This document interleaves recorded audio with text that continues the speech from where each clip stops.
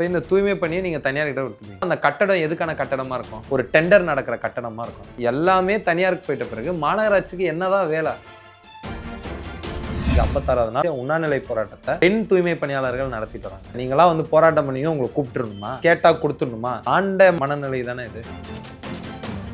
நாங்க தான் தூண்டி விட்டலாம். நீங்க என்ன பண்ணோம்? தூய்மை பணியாளர் வாங்க, 31/7/2025 பணி நிலைமையிலே உங்களுக்கு வேலை கேட்கணுமா? வச்சிருங்க, முடிஞ்சிச்சு. யார் யாரெல்லாம் தூண்டி விட்டாங்களோ UAPயை கூட போடும், திரையில அடைங்க.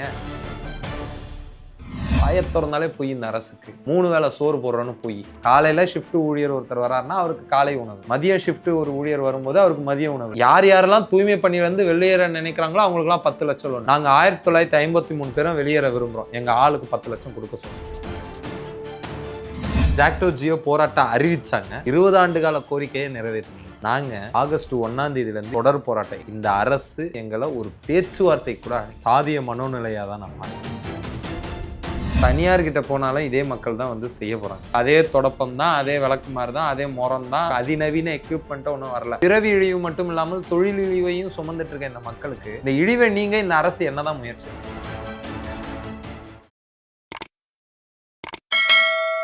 வணக்கம். வணக்கம். தூய்மை பணியாளர்களுடைய போராட்டம் கிட்டத்தட்ட 5 மாதமாக தொடர்ச்சியாக நடக்குது. கிட்டத்தட்ட ஒரு 4 மாதங்களுக்கு அப்புறம் இப்போ மறுபடியும் வந்து அதை பற்றி நிறைய பேர் பேச தொடங்கி இருக்கிறாங்க. காரணம் அவர்களுடைய தொடர்ச்சியான போராட்டம். அதுலேயும் வந்து கூவம் ஆற்றிலெல்லாம் இறங்கி அவங்க போராடி இருக்கிறாங்க. கூவம் ஆற்றில் இறங்கி போராடிய ஒரு நபர் உயிரிழந்திருக்கிறாரு. தொடர்ச்சியான இந்த போராட்டம், இதற்கு அரசு செவி சாய்க்காமல் இருக்கிறது நீங்கள் எப்படி பார்க்குறீங்க? அரசு செவி சாய்க்காமல் இருக்கிறது ஒரு சாதிய மனோநிலையாக தான் நான் பார்க்குறேன். ஜாக்டோ ஜியோ போராட்டம் அறிவிச்சாங்க. 20 ஆண்டு கால கோரிக்கையை நிறைவேற்றினீங்க. நாங்கள் ஆகஸ்ட் 1ஆம் தேதியிலேருந்து இன்னைய வரைக்கும் தொடர் போராட்டம் இருந்தும் இந்த அரசு இன்னும் எங்களை ஒரு பேச்சுவார்த்தை கூட அழைக்கல. இப்போ மற்ற தொழிலாளர்களுக்கு இழிவு இல்லை, தூய்மை பணியாளர்களுக்கு இழிவும் இருக்குது தொழிலாளி. அப்போ இந்த இழிவு இந்த பிறவி இழிவு மட்டும் இல்லாமல் தொழில் இழிவையும் சுமந்துட்டு இருக்க இந்த மக்களுக்கு இந்த இழிவை நீங்கள் இந்த அரசு என்னதான் முயற்சி எடுக்குது? 13 நாள் போராட்டம் நடத்தினோம். 13வது நாள் சட்டவிரோதமாக எங்களை அப்புறப்படுத்தி அடித்து வெளியேற்றினீங்க. அதுக்கப்புறமும் தொடர்ச்சியாக போராடிட்டு இருக்கோம். 56 நாளாக உண்ணாநிலை போராட்டத்தை நடத்திட்டு இருக்காங்க. தலைக்கு ஒரு ஃபேனு, காலுக்கு ஒரு ஃபேனு, ஏசி வச்சுட்டு உட்காந்து உண்ணாவிரதம் நடத்தலை. காலையில் ஆரம்பித்து சாயந்தரம் முடிக்கலை. 50 நாள் 56 நாள் தொடர்ச்சியாக, இன்றைக்கி 56வது நாள் தொடர்ச்சியாக உண்ணாநிலை போராட்டத்தை பெண் தூய்மை பணியாளர்கள் நடத்திட்டு வராங்க. ஆனால் இதை குறித்து எந்த ஒரு சாதாரண வார்டு கவுன்சிலர் கூட அவங்கள போய் சந்திக்கலைன்னா இந்த மனநிலையை நான் எப்படி பார்க்குறது? ஏண்டா நீங்களாம் வந்து போராட்டம் பண்ணீங்க, உங்களை கூப்பிட்டுருணுமா? நீங்களாம் கேட்டால் கொடுத்துடணுமா? இந்த ஆண்ட மனநிலை தானே இது. அதிமுக சொல்லி தூண்டி விட்டு இவங்க போராடுறாங்க அப்படிங்கிற செய்தி தான் வந்து ஸ்டாலின் அவர்களுக்கு போகுது. அதனால அவர் செவி சாய்க்காமல் இருக்கிறாரு அப்படின்னு சொல்கிறாங்க. இப்போ அந்த மாதிரி எனக்கு இந்த பெர்ஸ்பெக்டிவே, எனக்கு இந்த நரேஷனே என்னால் எப்படி பார்க்குறதுனே தெரில. எங்கள் மேலே UAPயை கூட போடுங்க, சிறையில் அடைங்க, நாங்கள் தான் தூண்டி விட்டலாம். அப்போ இந்த கோரிக்கை நியாயமானதில்ல? நீங்கள் என்ன பண்ணோம்? தூய்மை பணியாளர் 5 பேர் வாங்க, என்னம்மா பர்மனெண்ட் பண்ணுமா? பர்மனெண்ட் பண்ணுறேன். முடிஞ்சா இல்லையா? 31/7/2025 பணி நிலைமையிலே உங்களுக்கு வேலை கேட்கணுமா? வச்சிருங்க, முடிஞ்சிச்சு. யார் யாரெல்லாம் தூண்டி விட்டாங்களா இவங்க கோரிக்கை நிறைவேற்றுங்க, நிறைவேற்றிட்டு மறாத நிமிஷமே எங்களை அரெஸ்ட் பண்ணுங்க. இது தனியாரிடம் போயிட்டா என்னென்ன பறி போயிரும்னு அவங்க பயப்படுறாங்க. அவங்க இப்போ பொதுவாரியாக ஒன்று வைக்கிறது என்ன அப்படின்னா, அரசு ஹாஸ்பிட்டல், அரசு ஸ்கூல், இது எல்லாத்தையும் விட தனியார் தான் பெட்டராக இருக்கும். அப்போது இந்த மாதிரியான ஒரு தூய்மை பணியாளர் அவங்களுடைய வேலை, இந்த துறையும் தனியார்கிட்ட போகிறதுல என்ன சிக்கல் இருந்திருப்போது? தனியார்கிட்ட போனாலும் இதே மக்கள் தான் வந்து செய்ய போகிறாங்க. ஒன்றும் நீங்கள் புதுசாக அவுட் சோர்சிங் பண்ணி சிங்கப்பூர் நிறுவனன்றதுனால சிங்கப்பூர்லேருந்து ஆட்களை கொண்டு வரல. அவங்க தான், அவங்களே தான் அதே தொடப்பம் தான், அதே விளக்குமாறு தான், அதே முறம் தான், அதே கை தான், அதே கால் தான், அதே உடல் தான், அதே மக்கள் தான் செய்ய போகிறாங்க. யாரும் புதுசாலாம் ஒன்றும் வரப்போதில்லை. புது அதிநவீன எக்யூப்மெண்ட்டும் ஒன்றும் வரல. சரிங்களா? எக்யூப்மெண்ட்டும் வேறு கிடையாது. அதே கையால் தான் குப்பையை வார போகிறாங்க.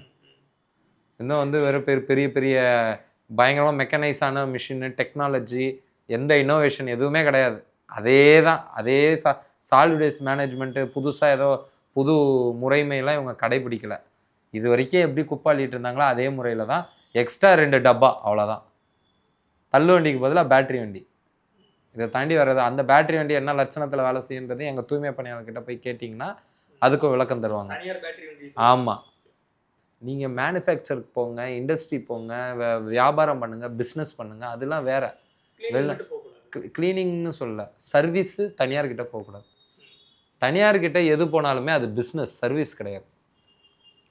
சர்வீஸ் செக்டர் என்பது கவர்மெண்ட் கிட்ட இருக்கிற வரைக்கும் தான் அது சர்வீஸ் செக்டர். ஏன்னா கவர்மெண்ட்டுக்கு நோக்கம் என்ன? மக்களுக்கு சேவை செய்யும். தனியாருக்கு நோக்கம் என்ன? லாபம் ஈட்டுற இடத்துல சேவை இருக்குமா? சேவை செய்கிற இடத்துல லாபம் இருக்காது. அப்போ மக்களுக்கு சேவை செய்கிற துறையை நீங்கள் தனியாருக்கு கொடுக்காதீங்கன்றோம். இது ஏதோ வந்து தூய்மை பணியாளர்களுக்கு அதிக சம்பளம் கிடைக்கும், அதிக பணி பாதுகாப்பு, மற்ற விஷயங்கள், அதனால மட்டும் இந்த போராட்டத்தை நாங்கள் நடத்தலை. நீங்கள் ஒரு மாநகராட்சியினுடைய மிக முக்கிய பணிகளில் ஒன்று தூய்மை பணி. ஒரு மாநகராட்சி எதுக்கு ஒரு மாநகராட்சியை உருவாக்குறோம்? ஒரு நகராட்சி நிர்வாகத்தை எதுக்கு உருவாக்குறோம்? அந்த நகரத்தை தூய்மையாக வைத்துக்கொள்ளுதல், நகர உட்கட்டமைப்பு சாலைகளை சரியாக பராமரித்தல், பிரைமரி ஹெல்த் கேரு, இந்த 3 தான். இதுக்காக வரி வசூல் செய்வது.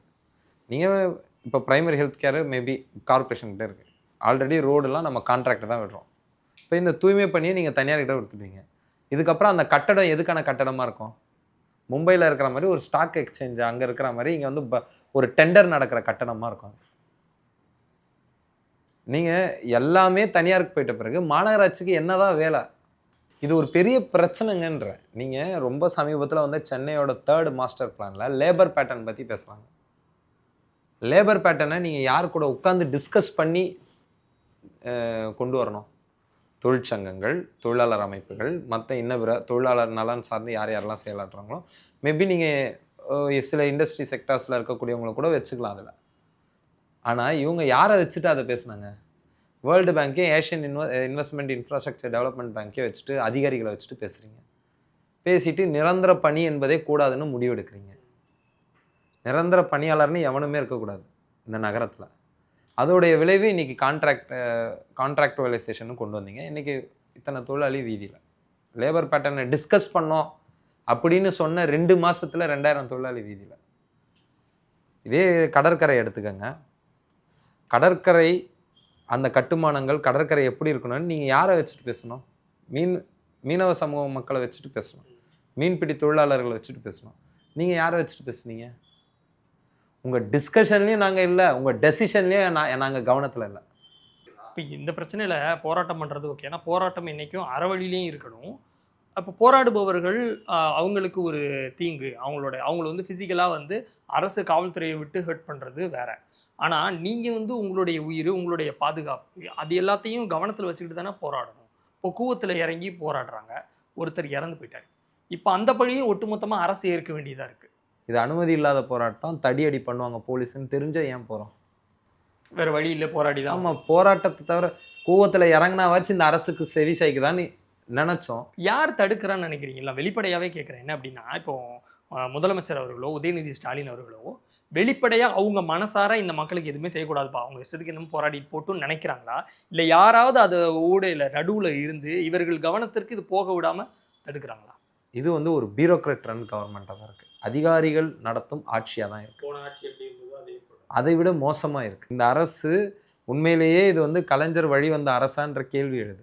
அரசு அதிகாரிகளை கையாள தெரியவில்லை. இப்போ பட் அது ஒரு சின்ன சின்ன விஷயமா நடக்கிற வரைக்கும் அவங்க காதுக்கு போகல, அவங்க பார்வைக்கு போகல அப்படின்னு நம்ம எடுத்துக்கலாம். மாசக்கணக்காக போராட்டம் நடந்துட்டு இருக்குது. எல்லாரும் அதை பற்றி தான் பேசுகிறாங்க. எங்கெங்கே போராட்டம் பண்ண முடியுமோ எல்லா இடங்களையும் போராடியாச்சு. ஒரு என் கண்ணெதிர்க்க நடந்த ஒரு சம்பவம் நகர்ப்புற வாழ்விட மேம்பாட்டு வாரியத்தில். அப்போ அமைச்சர் வந்து ஒரு கோரிக்கைக்கு செவி சாய்க்க வராரு. உடனே கூட இருக்கிற அந்த அதிகாரி என்ன பண்ணுறாரு, செக்ரட்டரி, எம்டி, சார் இதுக்கெல்லாம் இடம் இல்லை சார் சட்டத்தில். ஸோ இதை அங்கே எதிர்த்து பேசியிருக்க வேண்டியது யார்? அமைச்சர் சொல்லியிருக்கணும், யோ அமைதியாரியா, நான் பேசிகிட்டு இருக்கேன், நீ என்ன நான். ஆனால் அங்கே அமைதியாகிட்டு சட்டத்தில் இடம் இல்லைங்கன்னு சொல்கிறாரு.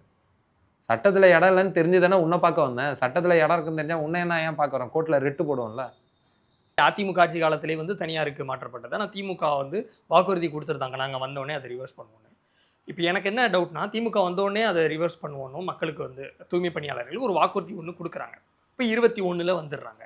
அப்போ வந்ததுக்கு அப்புறத்துல இருந்து அது வரைக்கும் தூய்மை பணியாளர்களுக்கு எல்லாமே சரியாக இருந்தது. இப்போ ஒரு 5 மாதத்துக்கு முன்னாடி மட்டும் என்ன விஷயம் மாறிடுச்சுன்னு அவங்க போராட்ட காலத்துக்கு வராங்க. 2021 பிப்ரவரி மாதம் எதிர்க்கட்சி தலைவராக அந்த ஸ்டாலின் ஒரு கடிதம் போடுறாரு. 8 ஜோனை வந்து தனியார் மயப்படுத்துது எடப்பாடி பழனிசாமி. மொத்தம் எத்தனை ஜோன் தெரிஞ்சு? மொத்தம் 15 ஜோன், 16 ஜோன். அதில் 8 ஜோனை தனியார் மயப்படுத்துறாங்க, 10 ஜோனை தனியார் மயப்படுத்துறாங்க.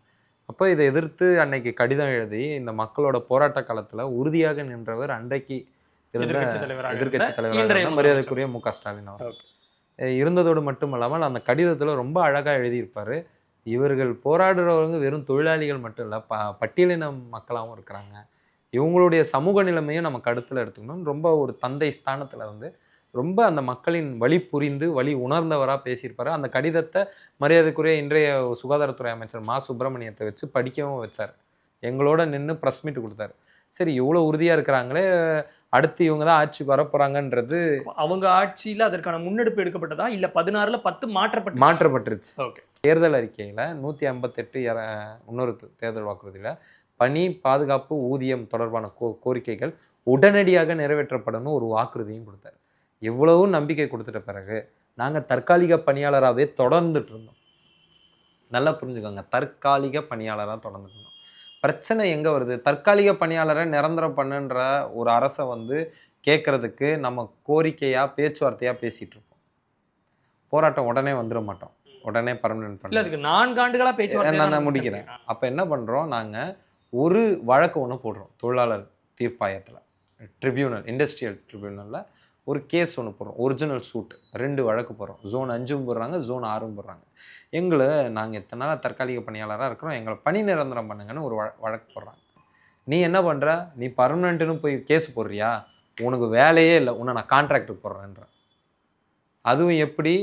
ஒரு மாமன்ற கூட்டத்தை கூட்டி ஒரு தீர்மானம், மியர் ரெசல்யூஷன், வெறும் தீர்மானம் போட்டு 1/8/2025 இவங்களாம் ராம்கிக்கு வேலை செய்வாங்க. அப்போ நாங்கள் என்ன சொன்னோம்?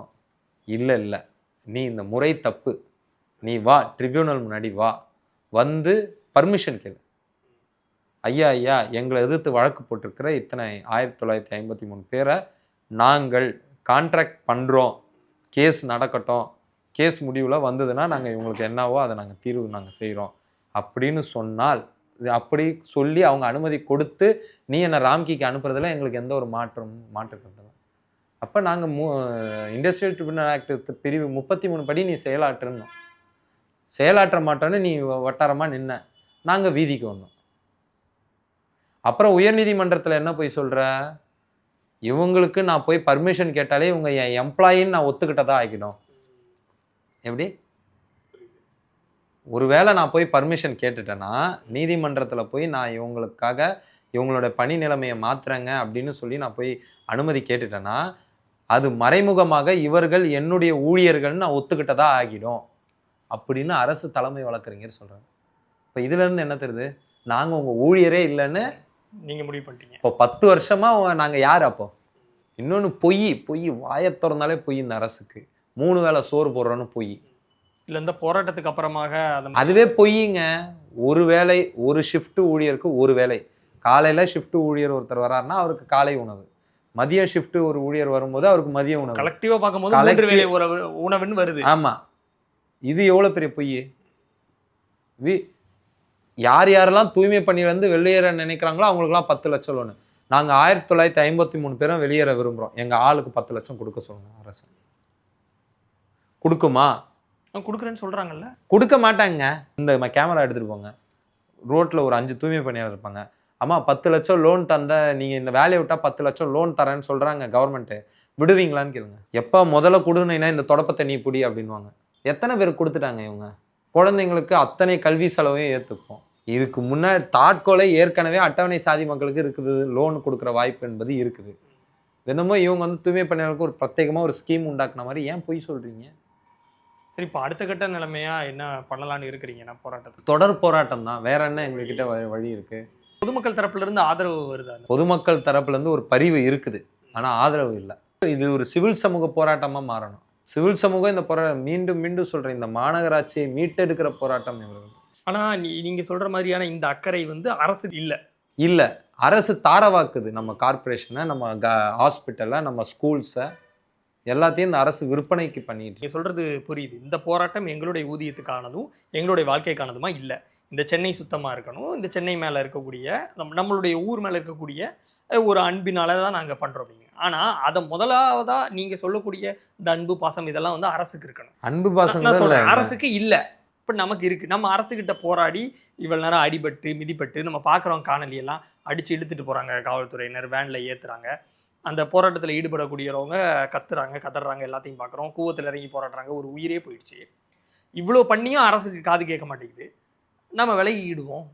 அதாவது நீங்க வந்து என்ன சொல்றீங்கன்னா, போராட்டத்தை விட்டு போங்க. உங்களுக்கு என்ன இவ்வளோ அக்கறை இந்த மாநகரத்துக்கு மேல கேட்குறீங்க? இந்த அக்கறையை முதல்ல வைக்க வேண்டிய அரசு வைக்கல. அப்போ நம்மளும் அந்த அக்கறையிலேருந்து வித்ட்ரா பண்ணிட்டு நாளைக்கு விளைவு அரசு சந்திக்கட்டும்னு விட்டுற வேண்டியதானேங்கிறேன். அரசோட சொத்து இல்லைங்க இந்த மாநகரம். இது ஒரு இடத்துல திருத்துறேன். மாநகரத்து மேல இருக்கிற பாசம்லாம் இல்லை. இது ஏன் ஊருங்க. இந்த ஊரை ஏதோ ஒரு பன்னாட்டு நிறுவனத்துக்கோ கம்பெனிக்கோ தாரை வாத்துட்டு நான் போயிட முடியாது. நாளைக்கு என் சங்கதி என்கிட்ட, எனக்கு முன்னோர்கள் இந்த நகரத்தை என்கிட்ட கொடுத்துட்டு போயிருக்காங்க. நான் எனக்கு பின்னாடி வரவங்களும் இந்த நகரத்தை நான் கொடுக்கணும்ல. இந்த நகரத்தில் நான் வாழணும். என் அடுத்த சங்கதிகளும் இந்த நகரத்தில் வாழணும்னு நான் நினைக்கிறேன். ஒரு தூய்மை பணியாளரை இதை விட்டுட்டு நீங்கள் வேறு வேலைக்கு போனால் தூய்மை பண்ணி தான் கொடுப்பாங்க. ஒரு பன்னாட்டு நிறுவனம் போனாலும் ஹவுஸ் கீப்பிங் வேலை தருவாங்க அதிகபட்சமாக. வேறு என்ன வேலை கொடுப்பாங்க? இப்போ இதே கான்ட்ராக்டில் போனாலுமே எனக்கு வந்து இத்தனை நாள் நான் இருந்ததுக்கு என்ன தான் பயன்? இன்னைக்கு இல்லைன்னா நாளைக்கு, நாளைக்கு இல்லைன்னா நாளை கழிச்சு 21,000 ரூபா சம்பளத்தை நான் போராடி வாங்கியிருக்கேன். நாங்கள் போகிறது பிரச்சனை இல்லை. போயிட்டா வந்து எங்கள் வாழ்வு என்ன ஆகுது? பொதுவான பிரச்சனை தான் நான் சொல்கிறேன். எங்கள் பிரச்சனை மட்டும் இல்லைன்னு தான் சொன்னேனே தவிர எங்கள் பிரச்சனையே இல்லைன்னு நான் சொல்லலை. இது எங்கள் பிரச்சனை மட்டும் நினைக்காதீங்க. எங்களுடைய வாழ்வாதார கோரிக்கை மட்டும் நினைக்காதீங்க. இது இந்த மாநகராட்சியோட ஒட்டுமொத்த வாழ்வாதாரமாக அடங்கியிருக்குன்னு சொல்ல வந்தேன். இந்த அரசை இன்னும் இந்த மக்கள் நம்புகிறாங்க. இன்னும் கலைஞர் ஃபோட்டோவை பிடிச்சிட்டு தான், பதாகையை பிடிச்சிட்டு தான் இந்த மக்கள் போராடுறாங்க. இப்போ ஏதோ ஒரு வகையில் இந்த அரசின் மீது எங்களுக்கு நம்பிக்கை இருக்கிறது. அந்த நம்பிக்கையை நிறைவேற்றுங்க. சாதிய மனநிலையில் இருக்காதீங்கன்றோம். அதிகாரிகள் பேச்சை கேட்காதீங்க. அதிகாரிகள் ஆட்சி நடத்தாதீங்க. பன்னாட்டு நிறுவனங்களுக்கான ஆட்சியை நடத்தாதீங்க. அரசியல் தெளிவோடு, அரசியல் உறுதியோடு, மக்களுக்கான அரசா குறைந்தபட்சம் சேவையில் ஆச்சு அரசின் மூலதனம் இருக்கட்டும்னு சொல்கிறோம். நன்றி. நன்றி.